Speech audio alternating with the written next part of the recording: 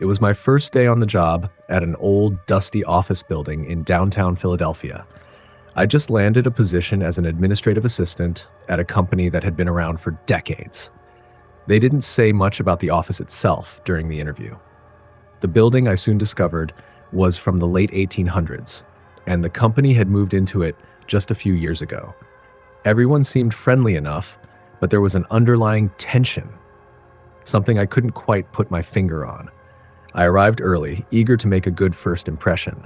The receptionist, a middle-aged woman named Carol, showed me around the building. It was big, with old wooden floors that creaked with every step and heavy brass fixtures on the doors. There were 2 floors, but most of the offices were on the second.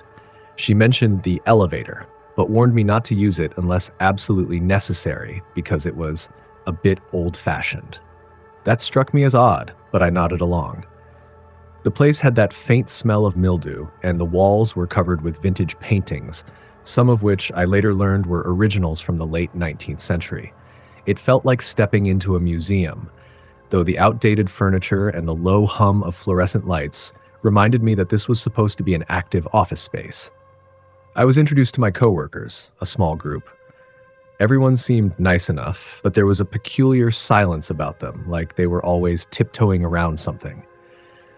I was set up in a small cubicle, tucked in a far corner of the office, right next to an old supply closet. No one had much to say about the space I was working in, except for Carol, who made a quick comment about how lucky I was to have the quiet corner. The first few hours went smoothly, albeit quietly. I answered a few calls, filed some paperwork, and familiarized myself with the company's software. But as the afternoon dragged on, I began to notice something unsettling. The lights in my corner would flicker occasionally, and I could hear faint footsteps in the hallway outside, even though no one was there. Around 3:30 p.m., Carol passed by my cubicle and offered me a coffee break. I gladly accepted, needing a distraction. We made our way to the break room, which was located on the far side of the building. The walls of the hallway seemed to close in as we walked, and the fluorescent lights buzzed faintly above us. As we entered the break room, Carol mentioned something about the old building again. "You'll get used to it," she said with a soft chuckle. "The place has its quirks. Most of us ignore them." I raised an eyebrow. "What do you mean by quirks?" She gave me a sideways glance, almost as if she regretted bringing it up. "Well, sometimes you hear things. People swear they've seen things too, but I wouldn't worry about it. It's just an old building. You'll be fine." Her vague response did nothing to calm my nerves, but I brushed it off as typical office banter. Still, as the day wore on, I couldn't shake the feeling that something was off. The strange noises continued, light flickers, cold spots. But the weirdest part? The feeling of being watched. No matter where I was in that office, it felt like someone or something was staring at me. Around 6 p.m., most of the staff had gone home, leaving me alone in the office for the first time. I had planned to stay late and get a head start on some work, but the air in the office felt heavier now, oppressive. The silence was thick, broken only by the hum of the overhead lights. I worked at my desk for a few more minutes, trying to focus, but the odd feeling persisted. I kept glancing at the doorway, half expecting someone or something to be standing there.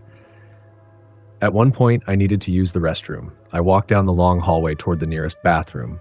The building was so quiet, it was almost too quiet. As I passed by the old supply closet near my cubicle, I heard it. A whisper. It was faint, like someone was standing just behind the door, murmuring softly. I froze, heart racing, and glanced back at the closet. The door was slightly ajar, but there was no one there. I tried to convince myself it was nothing. Maybe it was just the building settling or the wind outside. But as I continued down the hallway, I heard the whisper again. Louder this time. I quickened my pace, almost running to the restroom. The air felt colder now, and I couldn't shake the feeling that something was following me.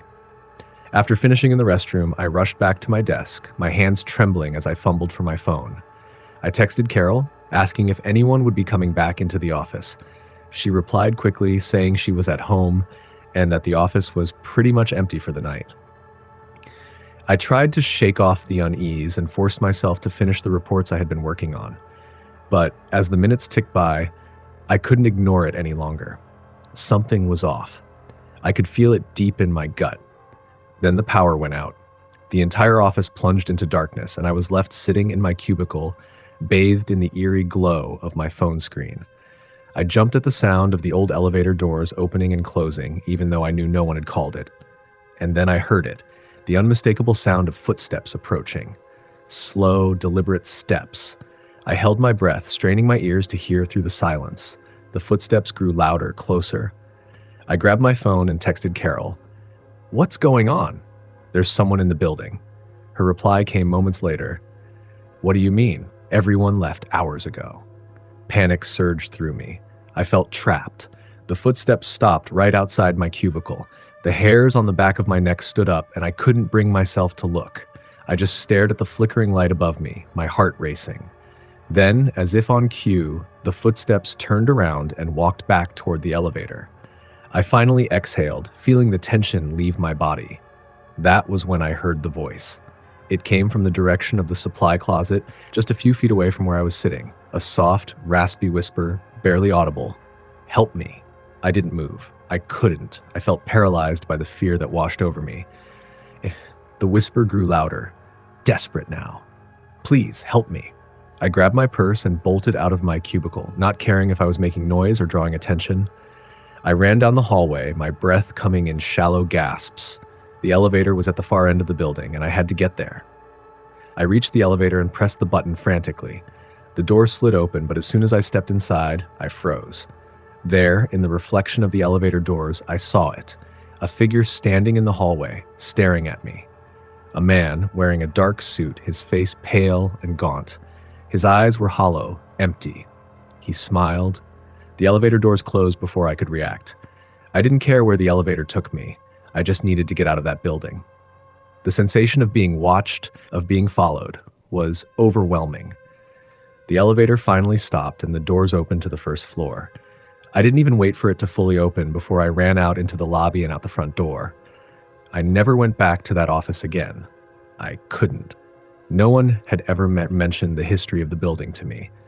But after that night, I learned that the office used to belong to an old merchant who had died in the building under mysterious circumstances in the late 1800s.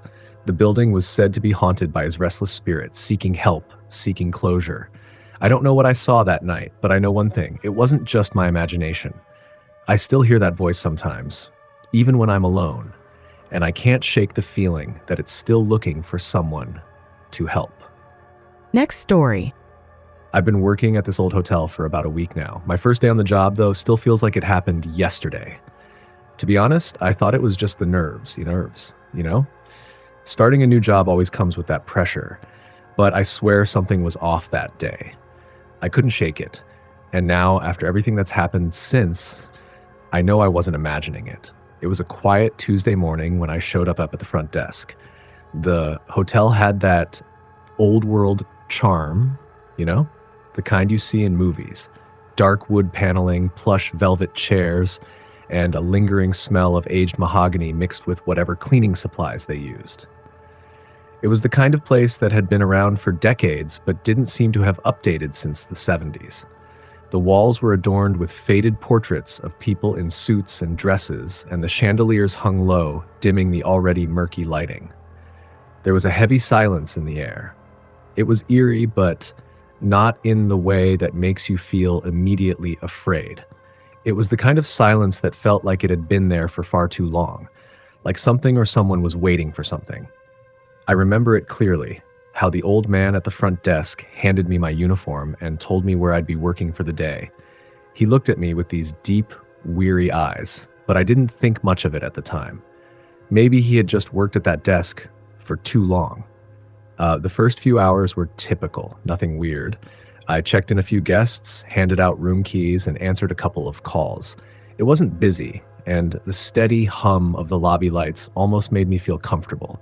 But there was always this lingering feeling, like eyes were watching me from the corners of the room. Around lunchtime, I decided to take a walk down the hall to stretch my legs. The building was like a maze. The halls twisted and turned in all sorts of directions. The carpets threadbare in places, and the walls creaked and groaned underfoot. There were no guests in the hallway, which made it feel even more like I was walking through a ghost town. I passed by room after room, some with their doors slightly ajar. It felt like the place was frozen in time. I came across a door that was fully open, room 214. The door didn't have a tag, just an empty space where it should have been. I stopped. Maybe it was a supply closet or something. But something made me take a step inside. It was dark, the curtains drawn, but there was a faint smell of perfume, a sweet, sickly kind of smell. I looked around, but the room didn't seem out of place. Just a bed, some chairs, a desk, a dresser. Yet it felt wrong. The air was thick, the silence too oppressive. That's when I heard it, the faintest sound of a woman crying. At first, I thought it was a guest, maybe someone in the room next door. But no, the crying was coming from right behind me. I turned and there was no one there. I stepped back out into the hallway, heart racing. I tried to shake it off, but the feeling stuck with me. The air was colder now. And then I saw it. The hallway light flickered, casting shadows along the walls. I could have sworn I saw someone standing at the far end of the hallway. A figure, pale and still. I blinked and they were gone. I backed away, nearly tripping over my own feet. What the hell was happening? I rushed back to the front desk, telling myself it was just my nerves, but the air felt heavier now. I didn't say anything to the old man behind the counter. He had this way of looking at me, like he knew something I didn't. I couldn't bring myself to ask him about the room or the strange feeling I had. But as I stood there, waiting for my next task, I overheard a conversation between two guests in the lobby. One of them was saying something about how the hotel had a past and how it wasn't the same since she passed. They spoke quietly, like they didn't want anyone else to hear, but I caught the words. I wanted to ask, but I didn't. I figured it was just some local superstition. That night, I was scheduled for the late shift. I wasn't thrilled, but it was the job, right? I took my place at the desk, trying to keep my nerves under control. As the night wore on, the place got quieter and quieter, with only a few late-night travelers coming through. It was around midnight when things started to get really strange. The lights above flickered and the lobby grew colder. I noticed the temperature drop, but I thought maybe it was just the building settling. I started hearing footsteps, slow, dragging steps, from the far end of the hallway. It was just faint at first, but they got louder and louder. I got up from my seat, my heart hammering in my chest. I figured it was just a guest, maybe someone lost, so I went to check the hallway. The sound of footsteps stopped. I stood still for a moment, waiting, and then I saw it, the faint glow of a candle flickering at the end of the hall. It wasn't coming from a room, though. It was floating. I froze. The air was thick again. There was something moving in the dark, something wrong. I didn't know what to do, but I knew I wasn't alone. I turned, running back to the front desk, hoping to find someone, anyone. But when I glanced over my shoulder, I saw her. A woman. She was pale, her face gaunt, her long dark hair hanging in front of her eyes. She was standing in the lobby, staring at me. Her mouth hung open, but no sound came out. I could feel the heat of her gaze, but it was as if she were looking through me. I opened my mouth to scream, but no sound came out either. I backed away slowly, glancing at the front door. I had to get out of there. But as I moved, I felt something brush against my leg. A cold hand, thin as a whisper, but it was there. My blood ran cold. I turned quickly, but there was nothing. And then, the woman, she was gone. I couldn't understand it. It didn't make sense. Was I dreaming? I grabbed my things, prepared to leave, but the front door wouldn't open. It was as if it was locked from the other side. I felt trapped. The temperature continued to plummet. A voice, a soft whisper, echoed around me. I couldn't make out the words, but I felt the meaning. Something old, something angry. A presence that had been waiting for me. In a panic, I slammed my hands against the door, screaming for help, but no one answered. The only sound that filled the air was the faintest crying. The same cry I heard earlier. It was coming from everywhere, surrounding me. Then I saw the old man again standing at the back of the lobby. He just watched me, his eyes empty. He wasn't moving. "She doesn't want you here," he said in a low voice. "You need to leave before it's too late." I didn't even ask who she was. I knew.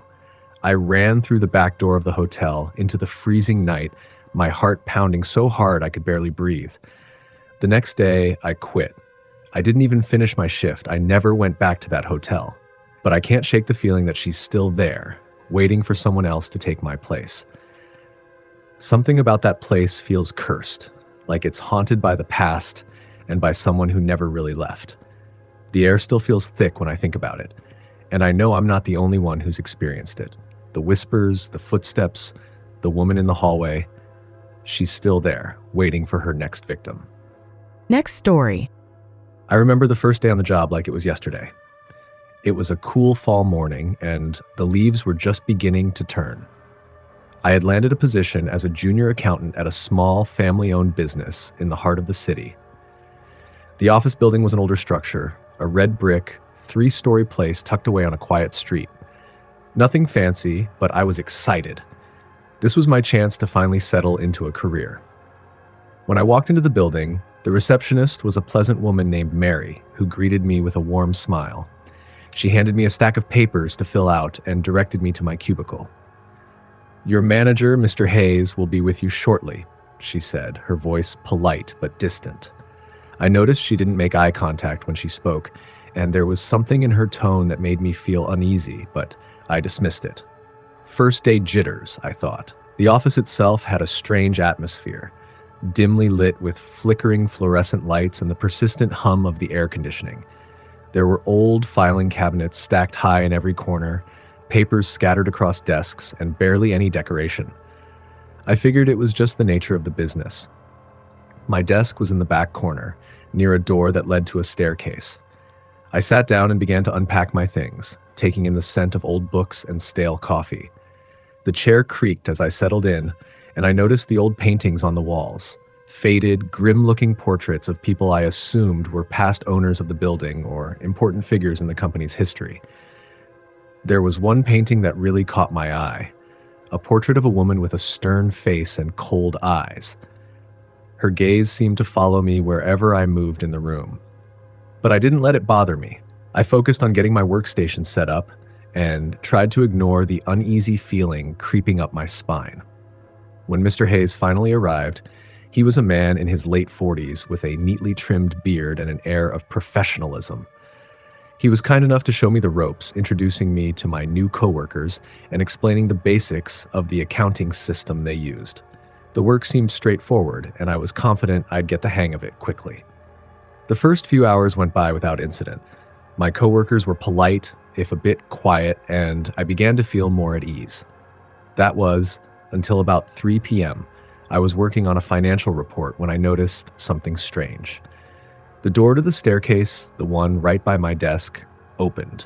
At first, I thought it was just someone going upstairs to the break room, but when I looked up, there was no one there. I shrugged it off and returned to my work. But the next time I looked up, I saw a shadowy figure standing in the doorway. It was a tall, thin shape, but the lighting was so poor that I couldn't make out any details. The figure didn't move. It just stood there, blocking the door. I froze. My heart skipped a beat.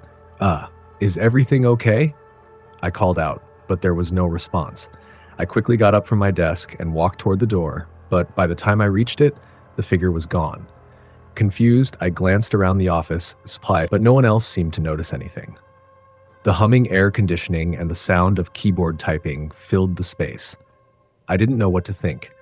Maybe it was just a trick of the light or my mind playing games after a long day. But then it happened again. This time I saw the figure more clearly. It was a woman, dressed in a long, dark dress, standing at the top of the staircase. She had long black hair that cascaded down her back, and her pale face was contorted in an expression of sorrow. She was staring directly at me. Her eyes were hollow, sunken into her face, and there was an emptiness in them that sent a chill through my entire body. I froze once more. I didn't know what to do. Was I seeing things? Was I imagining this woman? The air in the room felt colder all of a sudden, and I could see my breath. The humming from the air conditioning had stopped, replaced by an eerie silence that seemed to weigh heavily on my chest. I looked around for someone, anyone, but no one seemed to notice the woman. My coworkers were still typing away at their computers, completely oblivious. I glanced back to the staircase, but the woman was gone. I stood there for what felt like an eternity, trying to rationalize what I had just seen. Maybe I was just tired, or maybe it was the stress of the new job playing tricks on my mind. I didn't want to be the new employee who made a scene, so I sat back down and tried to focus. But that wasn't the end of it.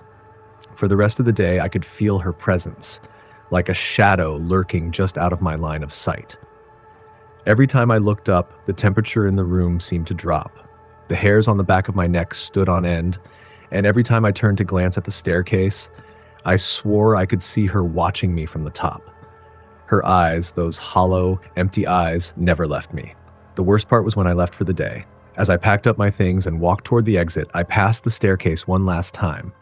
There, standing at the top, was the woman. This time, she wasn't just watching me, she was smiling. The smile was grotesque, unnatural. Her lips twisted into a sickening grin, revealing sharp, yellowed teeth. And then she whispered something, a voice so faint that I could barely make it out. "Don't stay. Too long." I didn't wait around to hear more. I bolted for the door and didn't look back. My heart pounded in my chest as I walked out into the cool evening air, the weight of her gaze still lingering in the back of my mind. The next day, I didn't go back. I called in sick, even though I didn't feel physically unwell. The thought of returning to that office, to that place where something dark and unsettling had clearly taken root, was unbearable. I couldn't explain what had happened, but I knew one thing for sure. Something was wrong with that building. The woman, the ghost, or whatever she was, wasn't a trick of the mind. She was real. A few weeks later, I did some research on the building. It turns out the place had once been home to a family who had tragically lost a daughter in an accident. The story was tragic, but what was most disturbing was the fact that the daughter's body was never found.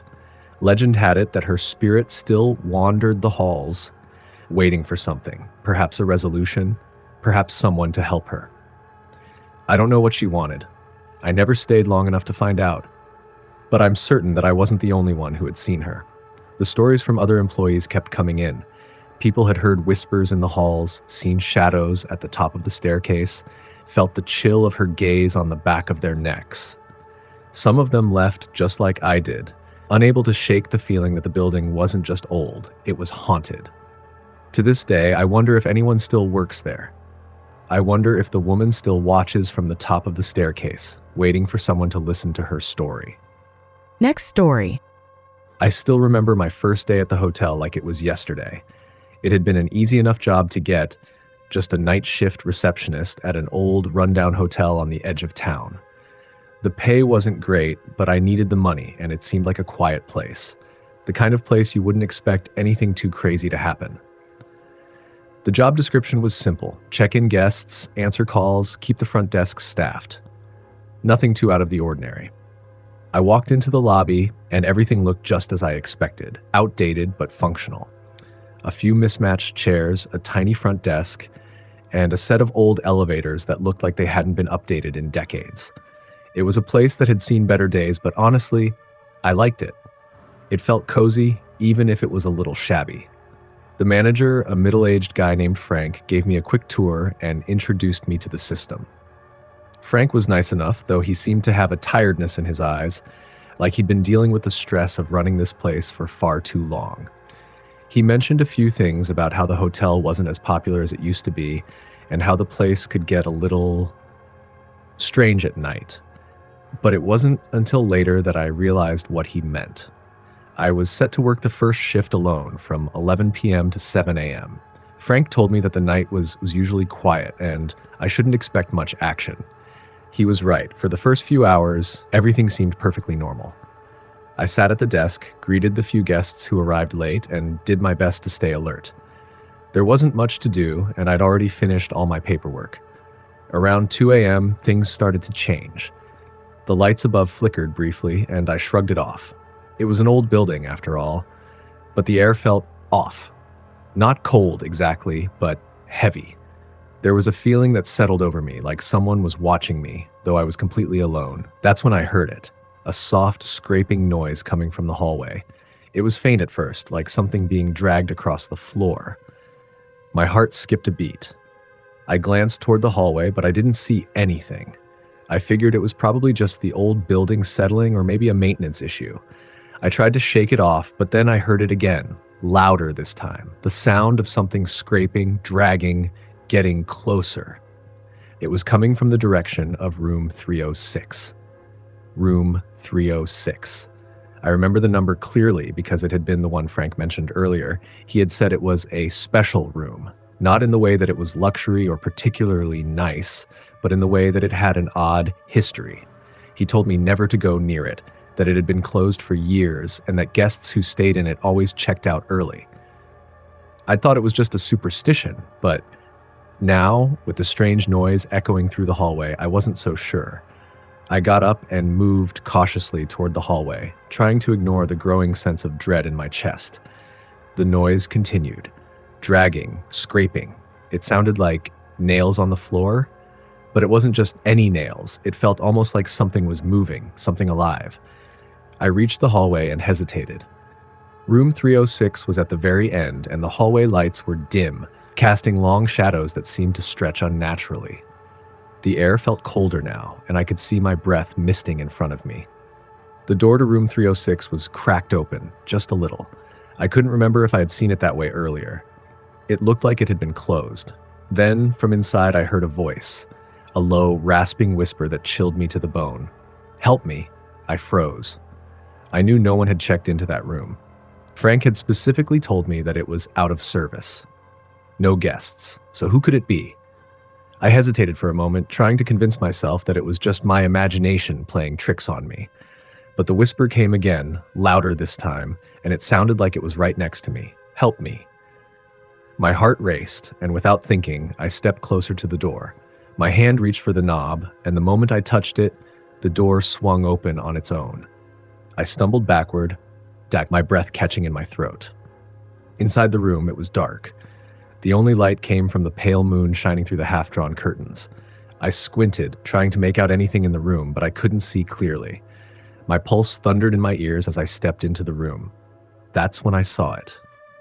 A figure hunched over in the corner, just barely illuminated by the moonlight. It was a person, or it used to be.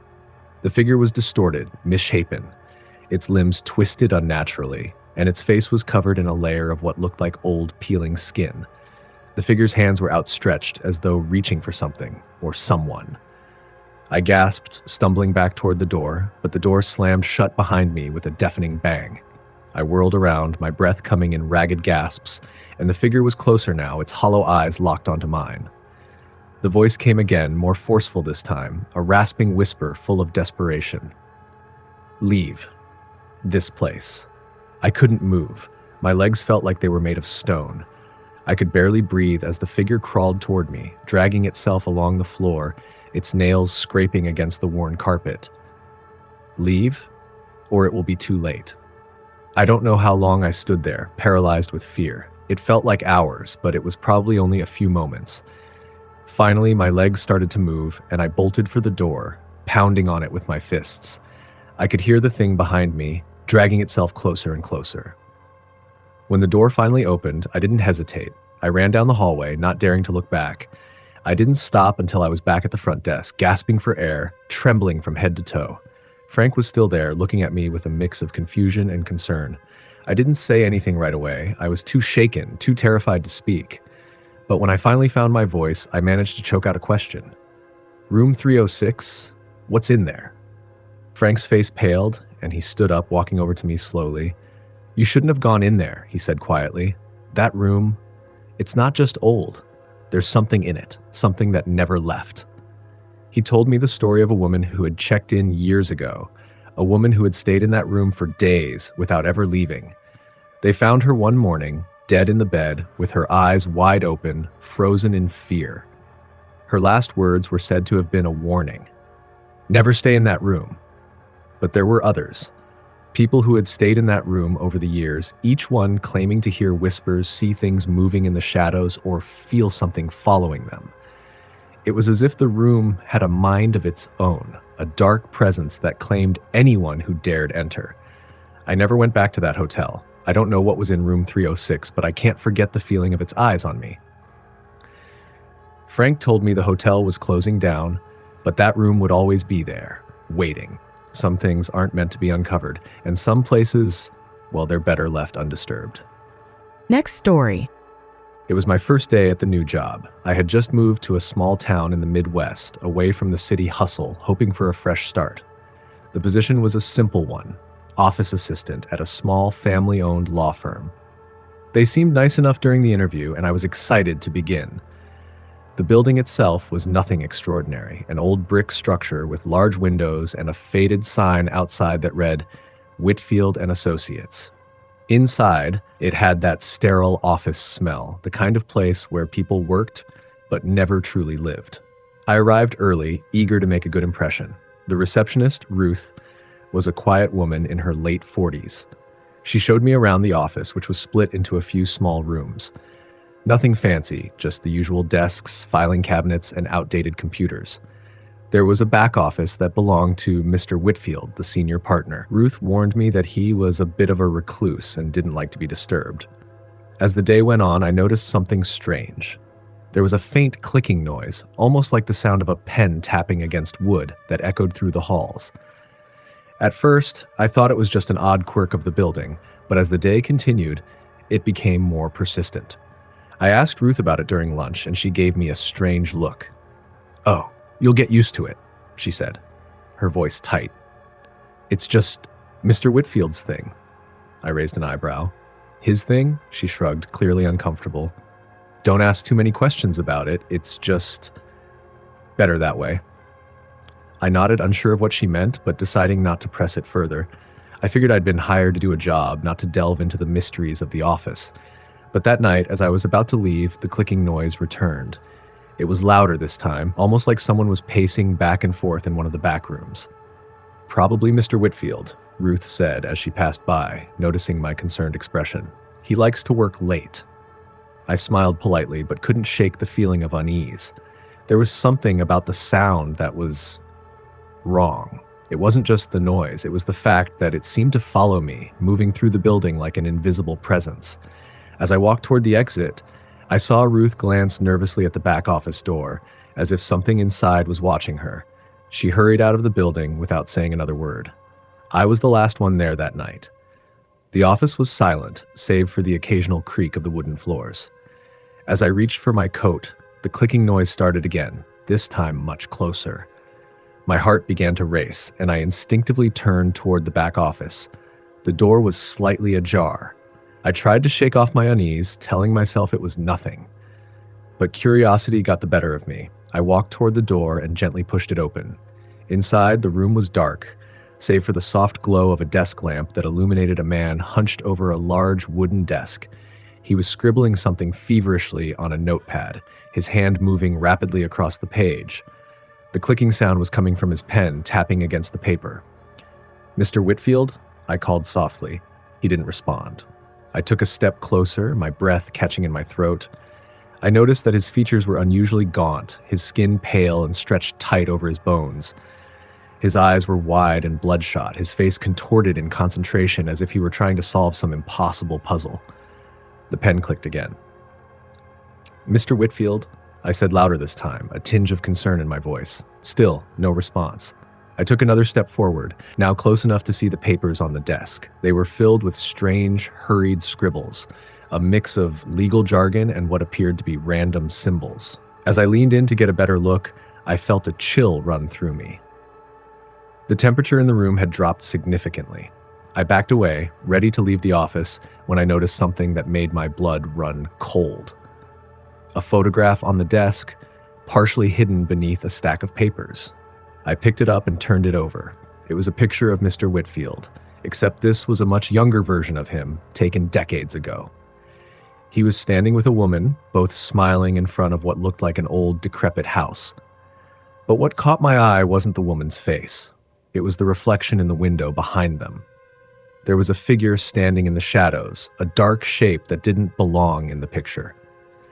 It was a silhouette, its face obscured, but the outline of its features was unmistakably human. I dropped the photograph, heart racing. Just then, the clicking noise stopped. I turned around, expecting to see Mr. Whitfield standing behind me, but the desk was empty. The lamp flickered once and went out, plunging the room into darkness. I rushed out of the office, my mind spinning. My thoughts were a blur as I made my way out of the building, but I couldn't shake the feeling that something was terribly wrong. I tried to rationalize it, but deep down I knew something had happened in that office, something I wasn't meant to understand. The next morning, I arrived at the office early again, hoping to put the strange events of the previous night behind me. But when I walked in, I was greeted by an unsettling silence. There was no sign of Ruth. I checked the clock. It was nearly 9 a.m. The office should have been bustling with activity, but it wasn't. No phones ringing. No computers whirring to life, only the faint sound of footsteps coming from the back office. I hesitated for a moment, then decided to go check on Ruth. I walked down the hallway, my footsteps echoing in the stillness. As I reached the back office, I saw Ruth standing by the door, staring into the room with a vacant expression on her face. "Ruth?" I called softly. She didn't respond. I stepped closer, then froze in my tracks. Through the open door, I saw Mr. Whitfield sitting at his desk, just as he had been the night before. But now, he was slumped forward, his head resting on the desk. His hand was still holding the pen, but it was no longer moving. The clicking sound had stopped. The room felt colder now, almost as if the air itself had thickened with a presence. "Ruth?" I said again, louder this time, but she remained frozen. I walked into the room, my heart pounding in my chest. I reached out and touched Mr. Whitfield's shoulder. It was ice cold to the touch. I jerked my hand back, suddenly aware of the sensation that had been creeping up my spine. Something was wrong. I turned to leave, but as I stepped back toward the door, I saw it. The photograph. It was back on the desk, the same picture I had seen the night before. But now the figure in the window was clearer. It wasn't just a silhouette anymore. The face was visible, twisted and contorted, its eyes glowing with an eerie, unnatural light. I turned and ran out of the room, but as I reached the hallway, the office door slammed shut behind me. The lights flickered again, and the clicking sound started once more, but this time it wasn't coming from the office. It was coming from behind me. Next story. I never believed in ghosts. Not really. Sure, I'd heard the stories, the ones people tell at parties or around campfires, but I always chalked it up to overactive imaginations or the need to spice up a dull life. That was before my first day on the job. It was a small-town job. I had just graduated college, and with the economy the way it was, I was lucky to land anything. The position was receptionist at an old family-owned bed and breakfast in the middle of nowhere. The owner, a woman named Mrs. Whitmore, seemed like a kind, grandmotherly figure when we first met. She was warm, welcoming, and reassuring. She'd mentioned that the place had been in her family for generations, but I didn't think much of it. I was just happy to have work. The bed and breakfast was located in a picturesque part of the country, tucked away near a dense forest. The house itself was large, 2 stories, with a wraparound porch and a few scattered cabins in the back for guests who preferred more privacy. From the outside, it looked charming, a little worn but beautiful in its own way. On the inside, however, was a different story. The walls creaked, the floors groaned, and the smell of wood polish and lavender lingered heavily in the air. It was cozy, yes, but it felt heavy, like something was always watching, like you weren't truly alone, even when you were. Mrs. Whitmore gave me a quick tour of the building. The main lobby had an antique counter and a couple of armchairs by a roaring fireplace. It felt like stepping back in time. Upstairs, she showed me the rooms, each with its own character, but one room in particular caught my attention. Room 4. Mrs. Whitmore didn't say much about it when I asked, other than it was a favorite among returning guests. She warned me not to go in there unless I absolutely had to. That stuck with me, but I didn't think anything of it at the time. After all, I was just starting my first day. I spent the rest of the afternoon getting the hang of the job, checking in guests, showing them to their rooms, and handling a few phone calls. It wasn't exactly exciting, but it wasn't terrible either. But as the night drew closer, something started to change. The air felt thicker, colder, and the shadows in the corners of the lobby seemed darker. Around 8 p.m., Mrs. Whitmore left for the night, handing me the keys and reminding me to lock up when the last guest returned. She was kind, but there was something in her eyes, a kind of unease that I couldn't quite place. She smiled at me, told me I'd be fine, and left. The first couple of hours were quiet. A few guests came down for dinner, a couple of late arrivals checked in, but by 11 p.m. I was alone in the lobby. I sat at the front desk, reading through a book, when I heard something that made me freeze, a faint thud. Then another, followed by a slow, deliberate creak. It was coming from upstairs. At first I thought it was just the old house settling, but then it came again, louder this time. Someone was walking. I stood up, my pulse quickening. I knew I was alone in the house. Mrs. Whitmore had gone, and the last guest had checked in an hour ago. I checked the lobby and then the guest book, double-checking that no one had come in after hours. No one. The sound of footsteps continued, slow and steady, pacing across the floor above me. I stood there, rooted to the spot, trying to convince myself it was just the house making noise. But deep down, I knew something was off. Against my better judgment, I grabbed a flashlight and made my way upstairs. The air was colder now, and my breath fogged in front of me. I passed by the rooms, glancing in to see the doors shut tight. It wasn't until I reached the end of the hallway that I felt it.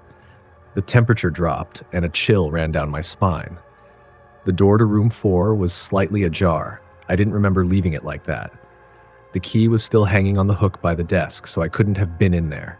But I felt compelled to go in, as though some unseen force was pulling me toward it. I pushed the door open, my flashlight beam cutting through the darkness. The room was exactly as I remembered it, large, elegant, with antique furniture and soft velvet curtains. But there was something wrong. The air in here was thick, charged, and it felt almost suffocating. I stepped in, my shoes squeaking on the old wooden floor. The floorboards groaned beneath my weight, and I felt an oppressive heaviness settle in my chest. The temperature had dropped so much that I could see my breath swirling in the air. And then I heard it. A soft voice. A whisper, barely audible. "Help me." I froze. My heart raced and my stomach dropped. I swung my flashlight around, but I saw nothing. The room was empty, or at least it seemed that way. The whispers grew louder, more frantic, and I could almost feel the presence of something in the room with me. It was as if someone was standing just behind me, breathing down my neck. "Help me, please." I spun around, searching the room in a panic. My eyes landed on the bed where a figure sat, half visible in the shadows. It was a woman, or what looked like a woman, dressed in an old-fashioned nightgown. Her face was hidden by her hair, which hung in matted strands around her face. The whisper came again, this time clearer. "Don't let it take me." I took a step back, my hand fumbling for the door. I couldn't breathe. The temperature had dropped even further, and the air felt thick with something dark. The woman's head jerked upward, and I saw her eyes, hollow, black, and full of terror. I turned and ran out of the room, slamming the door behind me. My heart was pounding, my breath coming in ragged gasps. I stumbled down the stairs, not caring about the noise I made, and rushed to the front desk. I don't know how long I sat there, trying to calm myself down. I was shaking uncontrollably. It felt like the whole house was pressing in on me, and I had never been so sure that I wasn't alone. The hours dragged by, and eventually Mrs. Whitmore came back as if nothing had happened. I wanted to tell her what I'd seen, but something stopped me. Maybe it was the way she smiled at me when she walked through the door, a knowing smile that made my blood run cold. She asked how my night had been, and I just nodded. I didn't say anything. I couldn't. I don't know why I didn't leave that night. Maybe I thought it was just my nerves, or maybe I was too afraid to confront what I'd seen. But when the sun came up, I had made up my mind. I was done. I couldn't stay in that house another night, not with that thing in room 4. I never went back to that bed and breakfast. I moved to a new town, found another job, and never spoke to Mrs. Whitmore again.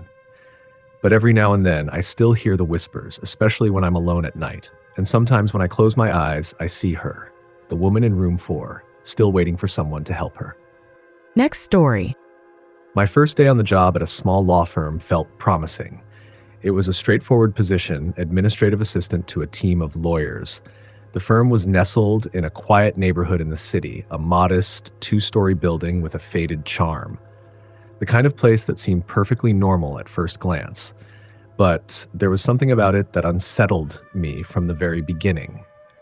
I arrived early, eager to make a good impression, and was greeted by a woman named Laura, the office manager. She was kind enough, though there was a noticeable hesitation in her demeanor. "Welcome," she said with a tight smile, guiding me through the front door.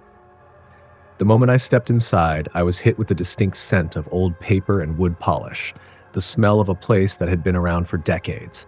The interior was surprisingly outdated, the furniture worn but functional. The walls were lined with law books, a testament to years of legal practice. Yet, as I took in the scene, there was a peculiar chill to the air, an unnatural coolness that seemed to come from nowhere. "We don't get many new faces around here," Laura remarked, as if reading my thoughts. "You'll find it's a quiet place. Not much excitement, but we get by." As we walked through the hallway toward my desk, I couldn't help but notice the paintings on the walls. Each one was of a person in formal attire, and though they were well painted, their eyes seemed to follow me. I dismissed it as a strange detail, a quirk of old art. Laura showed me to my cubicle, a small space nestled in the corner of the office. She handed me a few documents to go over and said, "Mr. Caldwell, one of the partners, will be by shortly to introduce himself. He's a bit of a perfectionist, but don't let that scare you." With that, she left, and I settled into my tasks, trying to familiarize myself with the filing system and client records. But there was something about the office that made it hard to concentrate. The lights flickered every now and then, and I could hear the sound of footsteps echoing from somewhere upstairs. But when I looked, there was no one in sight. I tried to ignore the odd noises, attributing them to an old building settling. But then I heard something I couldn't explain. A faint whisper. It was so quiet at first that I thought I was imagining it. But then it grew louder, almost as if someone was standing just behind me, murmuring words I couldn't make out. I spun around in my chair, but there was no one there. My heart raced. I shook my head, trying to brush it off. Maybe I was just nervous, getting too worked up on my first day. I returned to my paperwork, but the whispers continued, drifting through the room. And that's when I saw it. At the far end of the hallway, a figure appeared in the doorway. It was a man, dressed in a dark suit, standing in the shadow of the frame. I couldn't see his face clearly, but his presence was unmistakable. He was tall, with a rigid posture, and his silhouette was so distinct that it sent a shiver down my spine. I stared at him, confused. Was he one of the partners? I hadn't seen anyone come through the front door. The man didn't move, didn't speak. He just stood there, watching me. I couldn't bring myself to approach him. My body felt frozen, and I wondered if I should say something. But before I could gather my thoughts, the figure disappeared into the shadows, vanishing as if he had never been there at all. I blinked, my breath coming in short bursts. What had I just seen? I quickly got up from my desk and walked down the hallway, trying to convince myself it was just a trick of the light. The hallway was empty, and there was no sign of the man. I returned to my desk, unsettled, but tried to push the incident to the back of my mind. The rest of the day passed uneventfully. I met Mr. Caldwell, the partner Laura had mentioned. He was a tall, older man with a calm but commanding presence. He introduced himself and gave me a few instructions on how to organize client files. He was polite, but there was something about his manner that made me uneasy. It wasn't anything he said, it was the way he said it. There was an undercurrent of something more, something I couldn't put my finger on. As the day drew to a close, I couldn't shake the feeling that something was wrong. The whispers continued, growing louder as the office began to empty. The lights flickered again, and the temperature in the room dropped, as if the very air had turned cold. I glanced around, but everyone else had already left for the day, leaving me alone in the dimly lit office. I stood up, gathering my things to leave. But just as I reached for my coat, I heard a soft thud behind me, followed by the unmistakable sound of footsteps, slow, deliberate, coming closer. My heart pounded in my chest. I turned around, expecting to see Mr. Caldwell or someone else who had stayed late. But there was no one there. I froze. The footsteps grew louder, closer, until it felt like the person was right behind me. I whipped around, but the hallway was empty. Nothing but the faint sound of creaking floorboards. And then I saw it again. The figure. The man in the dark suit, standing at the end of the hallway, his face still obscured in shadow. He wasn't moving. He was just watching. "Who are you?" I called out, my voice trembling. But the man didn't respond. Instead, he simply tilted his head slightly as if acknowledging me, and then turned and walked into the shadows. I stood there, paralyzed, unsure of what to do. I wanted to run, but something kept me rooted to the spot. The temperature in the room plummeted even further, and the whispers grew louder, more distinct. I could hear them now, clear as day. Help us! Help us! The voice was faint, desperate, and it seemed to come from every corner of the room at once. My breath caught in my throat. I had to get out. I grabbed my coat and rushed to the door, but as I reached for the handle, I heard a voice behind me. Leaving already? I turned. Mr. Caldwell stood there, his expression unreadable. He had appeared without a sound, as if materializing out of thin air. I was just heading out, I stammered, still shaken by everything that had happened. I wanted to leave, to run away from whatever was happening in this building, but I couldn't bring myself to say anything. Of course, Mr. Caldwell said, his voice colder than I remembered. But before you go, there's something you should know. I looked at him, waiting for him to continue. This building, it's been in the family for a long time, he said slowly, his gaze never leaving mine. There are things that linger here, things that shouldn't have been left behind. Some employees leave, some don't, but you should be careful and know when to walk away. His words hung in the air like a warning, but I couldn't make sense of them. I nodded, unable to speak, and hurried out of the building. I didn't look back. I couldn't. But I know now that something was waiting there for me. Something old, something dark. And I've never set foot in that office again. Next story. It was my first day at the old hotel, the one that sat on the edge of town, long abandoned but recently refurbished into a trendy boutique establishment. The place had a reputation, a history, one that the new owners were eager to bury under layers of fresh paint and modern furniture. They didn't seem concerned about the strange things people said about it. The staff seemed fine, and the few guests who had already booked in didn't look too nervous, despite the hotel's strange past. But I wasn't here to judge, just to work. I had recently moved to the area and was desperate for a job, any job. The position I had been offered was simple, night auditor. I would be the last one in the hotel closing up for the night, ensuring everything was in order before I left at dawn. It sounded easy enough and the pay was decent. I showed up that evening in my crisp uniform, hoping to get through the shift without anything unusual happening. The lobby was beautiful in a way that felt too pristine, almost artificial. Velvet curtains draped the windows, casting deep shadows on the marble floors. The chandeliers above sparkled with an almost unnatural light, and there was an odd stillness in the air, as if the place was holding its breath. I told myself it was just the quiet of a hotel at night, but even that didn't sit right with me. My supervisor, Karen, was the only other staff member on duty. She gave me a quick rundown of the evening's responsibilities and then left me to my own devices. Just make sure the cash register balances at the end of your shift and check the reports for any discrepancies. If you need anything, give me a call, she said, before walking out through the back door. I sat behind the desk, the old hotel's register in front of me. The soft glow of the desk lamp illuminated the old wooden counter, and the rhythmic ticking of the wall clock kept time. I took a deep breath and started reviewing the day's transactions, the monotony of it all settling in. Around midnight, I noticed a strange flicker in the corner of the lobby. At first, I thought it was just a trick of the light, but it happened again. A shadow, moving on its own, twisting around the edge of the staircase. I looked up, but there was nothing there. The lobby was empty except for the faint hum of the ventilation system. The lights flickered again, and this time I could hear something. Soft footsteps, almost inaudible, but real enough to make my pulse quicken. They came from upstairs. I hesitated. It wasn't uncommon for guests to roam the halls at night, but I hadn't seen anyone since the last guest had checked in around 10.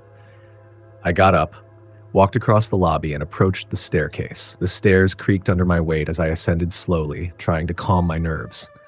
At the top of the stairs, the hallway stretched out before me, dark and silent. I could just barely make out the faint outlines of doors along the walls. I stood there for a moment, straining to listen. The footsteps had stopped, but there was a subtle shift in the air, as though something or someone was watching. I walked down the hall, past the rooms, and turned the corner toward the old ballroom. The door was slightly ajar, and I could see the faint glow of the emergency exit lights inside. As I pushed the door open, I was hit with a rush of cold air. The room was massive, with high ceilings and large mirrors that reflected the emptiness back at me. The floor was covered in dust, and the once grand chandeliers were now just tarnished remnants of their former glory. I scanned the room, my footsteps echoing in the vast space. The air felt thick, like it was saturated with memories that didn't want to be disturbed.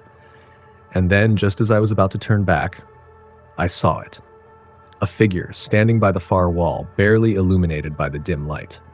The figure was a woman, dressed in an old-fashioned gown that looked out of place for a modern hotel.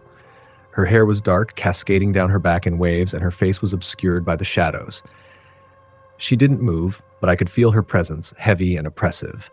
I froze. I should have turned and walked away, but something kept me rooted to the spot. My mouth was dry, and my heart was hammering in my chest. The woman slowly turned her head, and I saw her eyes, empty, hollow.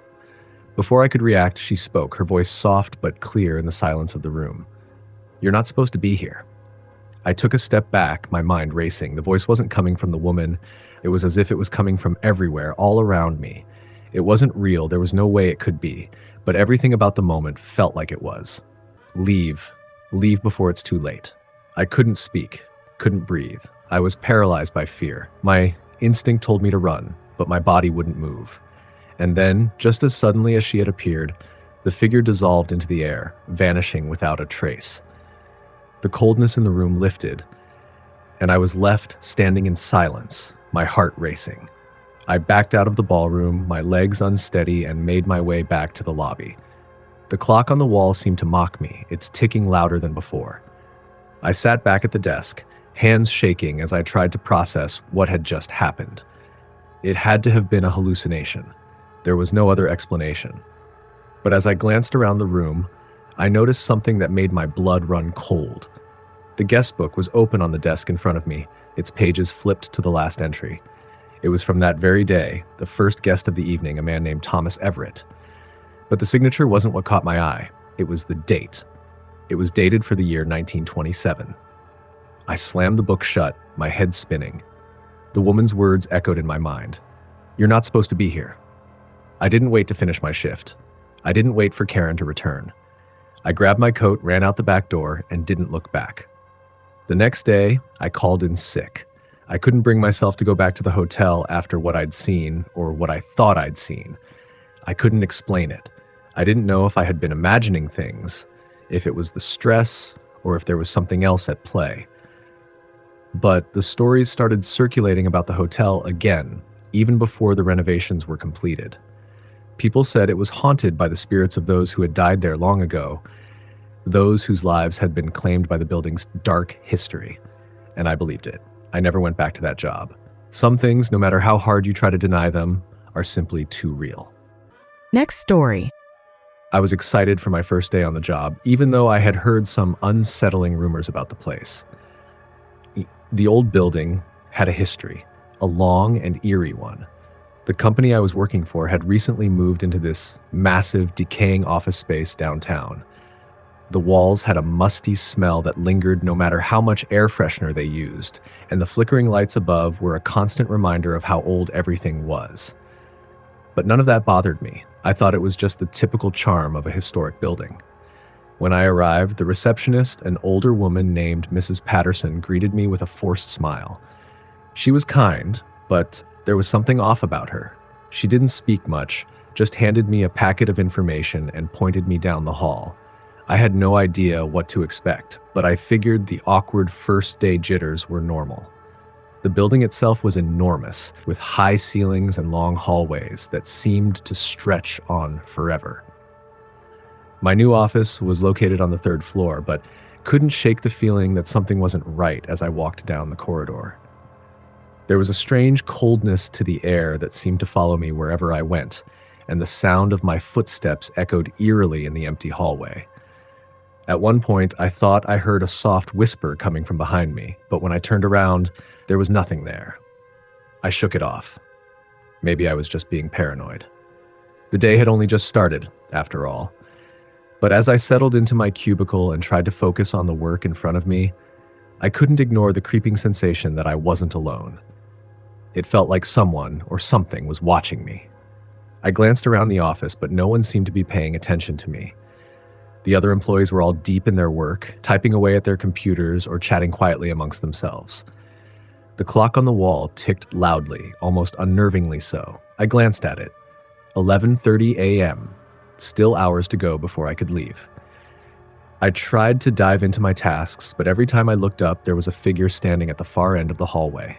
A woman. She wore a long, flowing dress, and her hair was dark, hanging loose down her back. I couldn't make out her face, but her presence made the hairs on my neck stand up. I told myself it was just my imagination running wild. The stress of the first day, the strange building, these things were bound to play tricks on my mind. I returned to my work, but the woman was still there, standing silently in the hallway. Her gaze was fixed on me, and no matter how much I tried to focus on my computer screen, I couldn't escape her. At lunchtime, I needed a break. I couldn't stand the tension any longer. I grabbed my bag and headed out to the break room. As I passed the hallway again, I was relieved to see that the woman was no longer there. In the break room, the employees were gathered, chatting about their work, the latest gossip, and what to expect from the office party next week. I joined them, trying to act casual, but I couldn't shake the feeling of unease that had settled over me. The whispers I had heard earlier were still echoing in my mind. One of the employees, a guy named Tom, noticed my discomfort. He leaned over and gave me a knowing look. "You okay?" he asked. I nodded, but he wasn't convinced. "It's your first day, huh?" I nodded again, and he gave a small chuckle. "You'll get used to it.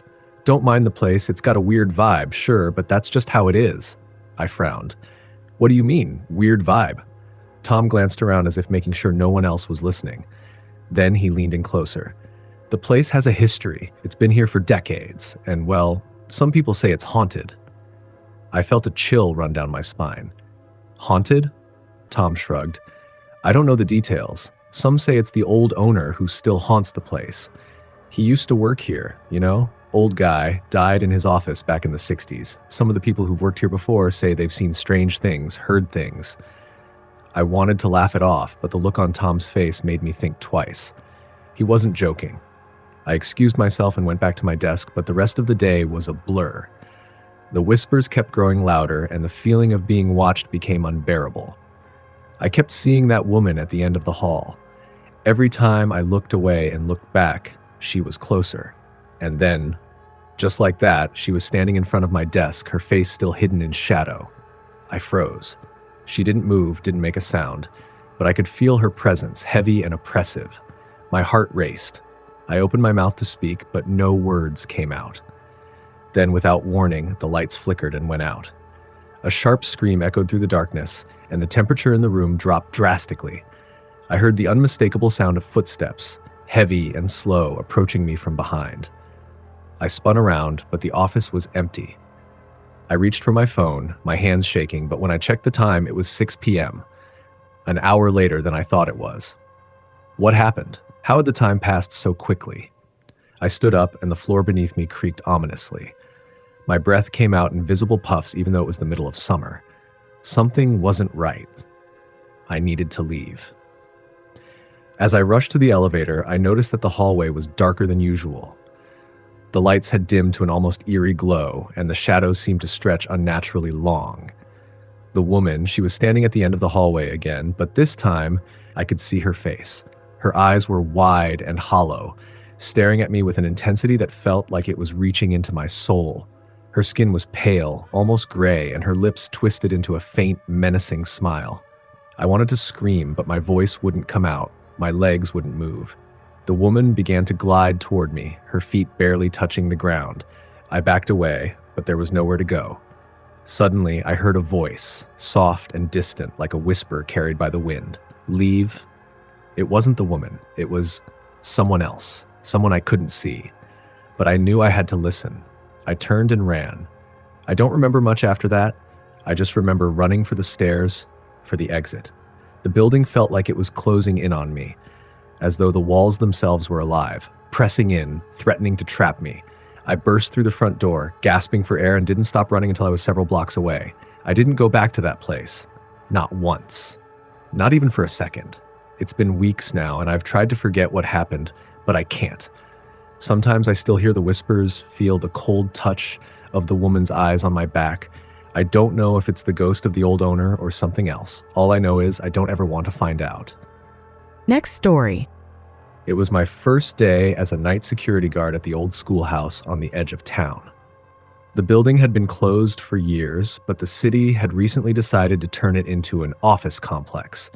They hired a security firm to monitor the site during the renovation, and I was the new guy. The school was an eerie place, built in the 1920s and still holding on to a certain decaying charm. The walls were lined with peeling wallpaper, and the old wooden floors creaked with every step you took. There were long hallways, dark corners, and windows that seemed to let in more shadows than light. It was the kind of place that felt abandoned, even though the renovation workers had been in and out all day. I arrived at 10 p.m., ready to start my shift. The place felt strangely quiet, despite the workers having just left. The old building hummed with an odd energy, and I could almost hear the whispers of the past in the air. I knew the place had a history, but I didn't pay much attention to the rumors. Ghost stories about the old schoolhouse were common, how the building had once been the site of mysterious disappearances, the occasional report of strange noises at night, and the claim that the school was haunted by the spirits of children who had died there in an accident. I didn't believe in ghosts, so I chalked it up to the overactive imaginations of the town's residents. The first hour was uneventful. I made my rounds, checked the security cameras, and locked all the doors. It wasn't the most exciting job, but it paid the bills, and I didn't mind the solitude. As the night wore on, I started to feel an odd sense of discomfort, as though something was out of place. Maybe it was the way the shadows seemed to shift in the corners of my vision, or the way the wind howled outside, rattling the windows. But every time I tried to brush it off, a strange sensation would creep back into my chest, like I wasn't alone in the building. At around midnight, I decided to take a break in the guard office on the first floor. It was small and sparsely furnished, with a single desk and a chair by the window. I sat down and sipped from my coffee, trying to relax. That's when I heard it, a soft tapping sound from down the hall. At first, I thought it was just the building settling, but it was rhythmic. A tap, tap, tap. It was coming from the direction of the old classroom at the end of the hallway. I stood up, my heart starting to race. I told myself it was nothing, just some old pipes or wind. But the sound didn't stop. It grew louder, more distinct. Tap, tap, tap. The noise was unnerving, and I couldn't ignore it anymore. I grabbed my flashlight and walked cautiously down the hallway toward the classroom. The hallway was dim, lit only by the weak glow of the emergency lights. As I neared the classroom, the tapping sound grew louder, almost frantic. I reached the door, my pulse quickening. The door was slightly ajar, just enough for me to see a shadow moving inside. "Hello?" I called out, my voice trembling despite my attempts to sound calm. No response, just the tapping, growing more and more urgent. I pushed the door open, my flashlight trembling in my hand. The room was empty, except for the old desks and chalkboard, but the tapping was still there, coming from the corner of the room. I aimed my flashlight toward the source, and my blood ran cold. In the far corner of the room, the shadow was no longer just a shadow.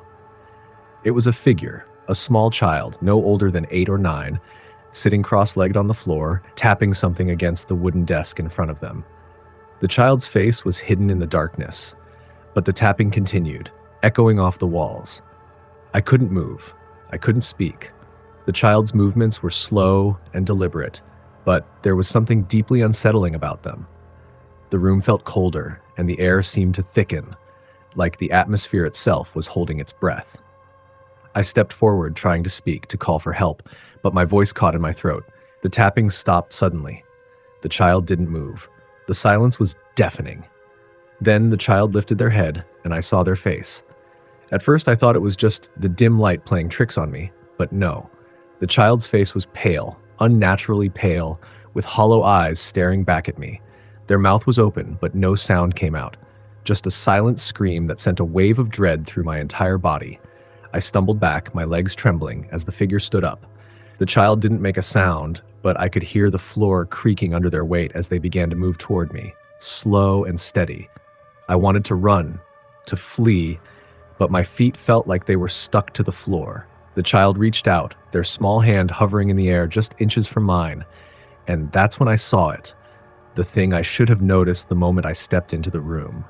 Behind the child, the blackboard was covered in writing, but the words weren't normal. They were jumbled, twisted, as though someone had scrawled them in a hurry. The words seemed to shift and change with every passing second, as if they were alive. Leave. Help. Go. The child's hand finally touched mine, cold and clammy. The moment they made contact, I felt a jolt of icy fear shoot through my body, like something was trying to pull me into the darkness with them. I gasped and pulled my hand away, stumbling backward toward the door. But the child didn't follow. They simply stood there, their hollow eyes fixed on me as I backed out of the room. The door slammed shut behind me and the room fell into silence once more. The tapping was gone. The child was gone. But the words on the chalkboard lingered, burning into my memory. I didn't stay another minute. I ran out of the schoolhouse into the night, my heart pounding in my chest. I never went back to that place after that night. The job was a decent one, with good pay, but there are things in this world, things that can't be explained, things you should never mess with. I've heard rumors that the schoolhouse had a tragic history, that the children who had once attended were part of a terrible accident that claimed their lives. But I don't know if that's true. All I know is that whatever was in that building that night, it wasn't a child. It was something far darker.